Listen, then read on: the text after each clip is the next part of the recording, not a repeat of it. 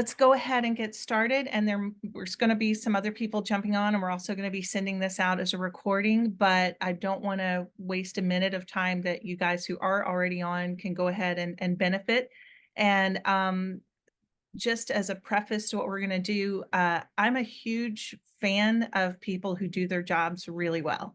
And I don't have a relationship or referral with anybody that I recommend, whether it's an SAT tutor or in this case, a mental health counselor and psychologist. I just get excited when I see people who are just epically fabulous at what they do. And especially when it comes to working with teens, Dr. Scott Hammontree is that guy. I've had the privilege of knowing Scott for 20 odd years, personally and professionally. We've raised our kids together. I mean, I know his character, his intention, and his absolute passion and enthusiasm and no nonsense, refreshing approach to making sense out of things that can be really troubling and worrisome, especially with your kids. And what I've seen personally over the years is when I say, this is really out of my scope, what you're dealing with. Let me tell you about this guy. The results and the feedback that I get from these parents and from the kids themselves is just hands down fabulous. Fabulous. What I also appreciate, and you're going to pick up on this, is he's all about no nonsense. Let's identify the problem, figure out what you can do, go do it, done. He is not about like let's introduce a habit and a lifestyle of needing to rely on therapy. He is all about actions and results, but he has a special insight into teens, the teen mind, the parent teen child dynamic and parenting. And I think this is a time when we really do need to shine a spotlight on that, and he is a far better person to do that than I am. So we're happy that this is just a free event today. Hopefully you guys will benefit. I'm sure you will. And I'll just be on the side. If you have questions, please use the Q&A. So Q&A, questions, answers, just post it. I'll see it as the moderator. And if it's something that we're going to cover later, I'll just mention it and you can just hang with me. But if it's something relevant to what he's talking about right then, when there's a good stopping point, I'll ask your question. So I'll be your moderator. Because this is a webinar, not a meeting, we can't see your smiling faces. So just know that we would like to, but it's just too many people. We have almost 100 people registered for today. And so with that said, I am going to share my screen, which was going to take us to Scott's presentation. And like I said, I'll just be moderating, and I'm going to turn it over to Scott. Scott, that's all yours. Thank you. Thank you, Elizabeth. Thank you so much. And good morning to all of you. I sincerely appreciate this opportunity to be with you and talk about things that I'm passionate about. Let's first start off with what I'm not. I'm not a professional presenter. This is not what I do. I get roped into this sometimes by some of my good friends because I'm very passionate about what I do. But you'll tell as we go through this. This presentation may attempt to do too much, and for that I apologize.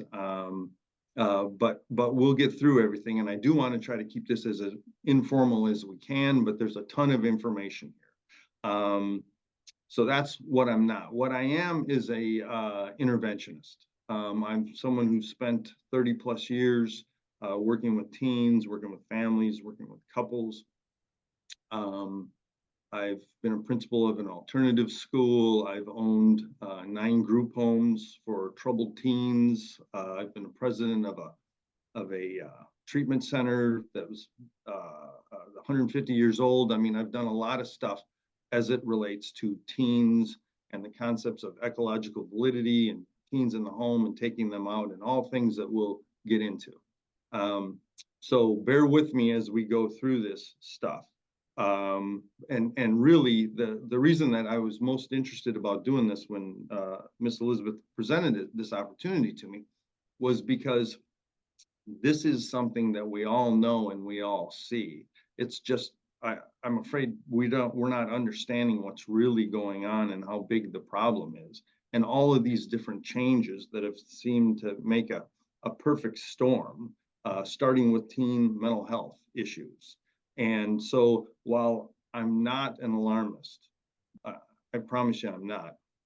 This is pretty alarming, or at least it was to me, and it's been to most people that I've drafted this presentation with.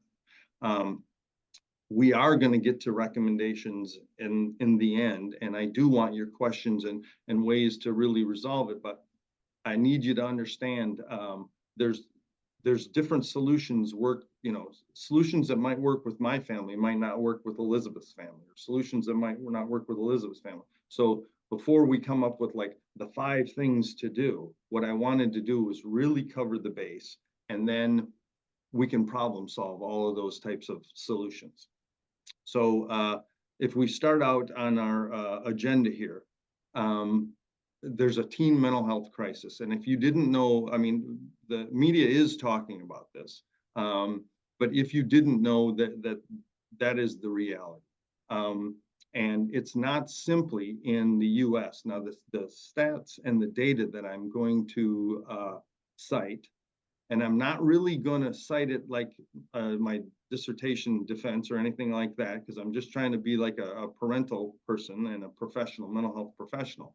But if you have questions on the data, we can definitely go into the data. But there's a thing called the PISA assessment, and it stands for Program International Student Assessment. And it's something that takes place every 2 years or 3 years, and it's for 15-year-olds. And it covers 37 different countries. And so we see these exact same patterns in US, Canada, UK, Finland, Sweden, Denmark, Norway, Iceland, Australia, New Zealand. So the stats that I'm going to quote are for America, but just be informed that this is happening everywhere. Now, the PISA doesn't really assess, it doesn't assess China, and it doesn't assess Japan, and it doesn't assess the third world countries that are in South America or Africa, because there's different issues relative to connectivity and access and things like that. But so us compared to these other countries that are typical of us, these are the issues. We'll go through teen mental health trends, smartphones and social media, the effects of smartphones and social media usage, the gender effects that we see, parenting and cultural changes which have taken place, the concepts of therapeuticization, which you may have heard. New York Times did an article on Monday about, are we talking about mental health too much? So we're going to talk about a little bit of those effects. We're going to talk about iatrogenesis or iatrogenic effects, which are basically just the negative side effects. We're going to talk about the iatrogenic effects of mental health therapy, recommendations for each one of these things as 3 separate things, and then some more info so that you can follow up, and then a whole Q&A section for as long as you need.